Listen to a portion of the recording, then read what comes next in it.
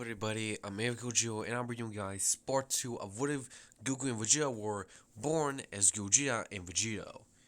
Now we head off to the battle between Gogeta and Vegito as they face off against one another. With Gogeta able to easily predict Gogeta's moves due to his incredible martial arts skill. If you're wondering, Gogeta would have been trained by the Kais a long time ago so he can get much more powerful. And eventually both of them will push one another. Eventually, the first one to be pushed beyond his limits will be Vegito, as Vegito power up to Super Saiyan. If wondering how both of them were able to achieve this transformation, or even Vegito on his own, well, they have the potential of fusions, so they can practically break their limits way easier than the original counterparts. With Vegito trying to overpower Gogeta, Gogeta just power up to Super Saiyan, able to almost outmatch Vegito due to his incredible high power level. Because of this, Gogeta is actually able to overpower his adversary with incredible ease. Due to his incredible martial arts skill, alongside his training with the Kais, Gogeta is able to pick up the healing technique alongside the Kai thanks to training him a long time ago. Eventually, both warriors will be living thin on their energies, but Gogeta will have much more enough to spare as Vegito is exhausted. Almost out of breath as he's trying to hold the battle as long as he can. He might not be able to hold it for much longer, but he wants to give it his best. Eventually, both of them will be pushed to one another, with Vegeta trying to overpower Gogeta, but Gogeta is able to predict Vegeta's moves, telling him that it's over, he shouldn't fight him, and he should spare his time as he just give up. But Vegeta, being arrogant as he is, tells him that he's not gonna listen to someone who is not the same power as him. He knows that he has the same power level as him, but he is not doing the same training as him. As instantly, Vegeta tries to strike Gogeta, but Gogeta is able to block his attack with his bare hand, telling that he is enduring more training than he has. It is with a powerful punch he's able to send Vegeta flying. Even though they have the same potential, Gogeta has been training way harder than even Vegito. Even if Vegito has been trained by Frieza, Goku was trained by the gods. Or at least the gods below someone more powerful than him. Eventually, both fusions, or you could say Gogeta and Vegito, have continued the battle. Seemingly as this battle has been going for hours, with Piccolo watching over us to make sure that he does not cause any trouble. Unfortunately, Nappa was killed by Piccolo, so yeah. Piccolo just looks at the battle to see how it's happening. Whereas after waking up, tries to attack Piccolo from the back, but Piccolo is able to predict Raz's move, is able to immobilize him. Tell him not to even try to attack from the back. He already is more powerful than even Raz, so he shouldn't try. His eyes will look as seemingly as his brother Gogeta is easily able to overpower Vegeta, the same prince. Surprising Raz of how powerful Gogeta is, Piccolo explained that ever since Gogeta was on Earth, he trained incredibly hard and even was trained by the Kais. If only most of the Saiyans will actually know about the Kais due to Frieza's knowledge. So yeah, which will probably surprise and kind of confused Raz. Raz actually does not know this information, nor does Vegito. So Piccolo just decides to spare in detail and tell him that he has been trained by someone known as the Supreme Kai of this universe.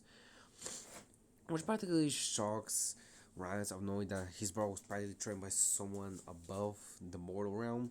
And Gogeta, by the time of battling with Vegito, telling that they should rest, and at least he gave him a chance to explain something. But Vegito, with his arrogance, tells him to focus on the battle as he tries to attack him. But Gogeta once again blocks the attack, telling him if he wants to play tough, then tough will be.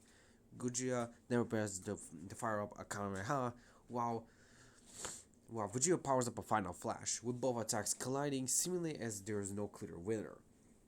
Gogeta then decides to power up a lot more. He's deciding to actually use a little bit of technique on top of his Super Saiyan. And he actually has been trying that a really long time, but he's never not able to do that. As he shouts Kaioken, and with a massive boost, he's able to easily overpower Vegito. And with his big blast, Vegito is sent flying, and then he crashes to Earth, seemingly as he powers down to base form unconscious. Gogeta then powers back down to Super Saiyan and eventually to base.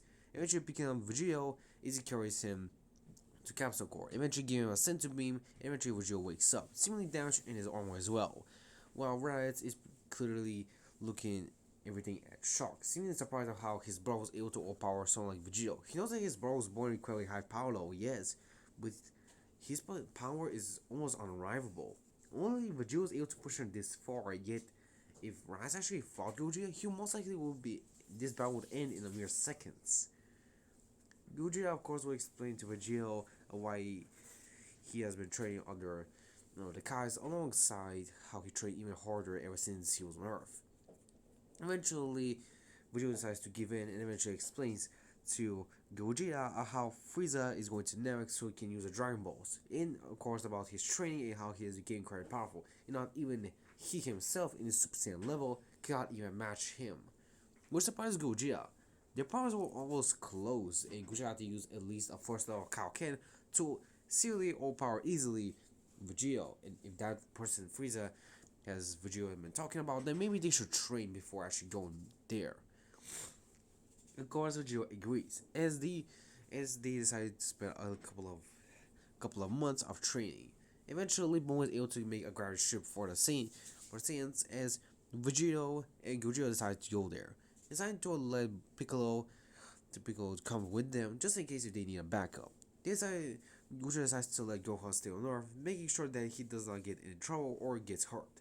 Well, of course, Gohan respecting his choice, Gohan is very powerful. If we're doing Gohan has been trained by Piccolo, it has a power of at least 800 million, which is supposed to be incredibly powerful. Even Vegeta is surprised at how powerful Gogeta's son is.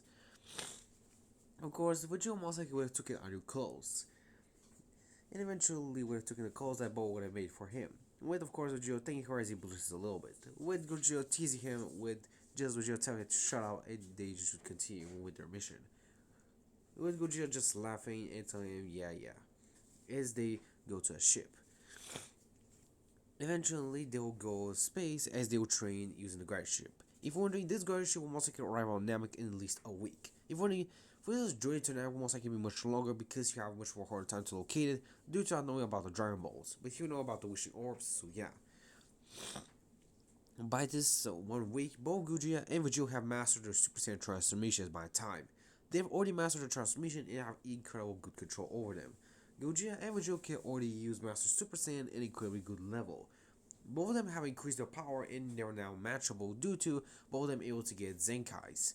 Well, of course, Piccolo is far behind them. He's pretty powerful on his own right. He's so powerful that I want to see that his base is equivalent to Super Saiyan 3 Goku from the Majin Buu arc. So yeah.